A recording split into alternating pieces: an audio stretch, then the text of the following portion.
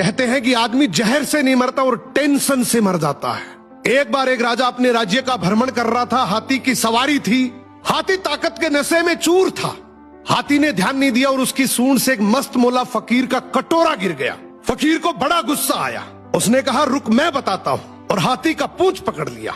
हाथी ने पूरी ताकत लगा दी पर हाथी एक कदम आगे नहीं बढ़ सका। राजा ने पीछे मुड़ के देखा तो फकीर के हाथ में हाथी का पूंछ था।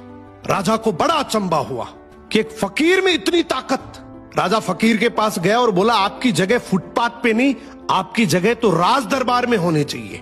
आप इतने ताकतवर हैं, आप हमारे साथ चलिए। आपको कुछ नहीं करना, केवल राज दरबार के राज मंदिर में एक दीपक जलाना है, सुबह 4 बजे उठना है और आरती करनी है। फकीर ने कहा, ठीक है, अच्छा खाने पीने को मिलेगा।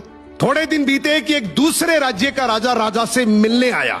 राजा ने रौब जमाने के लिए बातों ही बातों में बोल दिया कि हमारे राज्य की सेना और प्रजा की तो बहुत दूर की बात है। हमारे राज्य के तो फकीर भी इतने ताकतवर हैं कि एक बार तो हाथी को भी पकड़ ले तो हाथी भी एक कदम नहीं बढ़ सकता।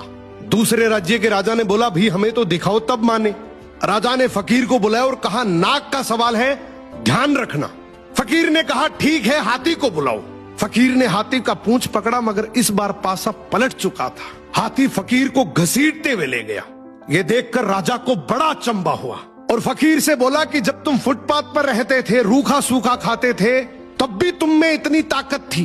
अब तो तुम राज दरबार में रहते हो, 56 प्रकार के भोजन करते हो, फिर ताकत कहां गई? फकीर जोर से हंसा और बोला, राजा जी, ताकत को टेंशन खा गई।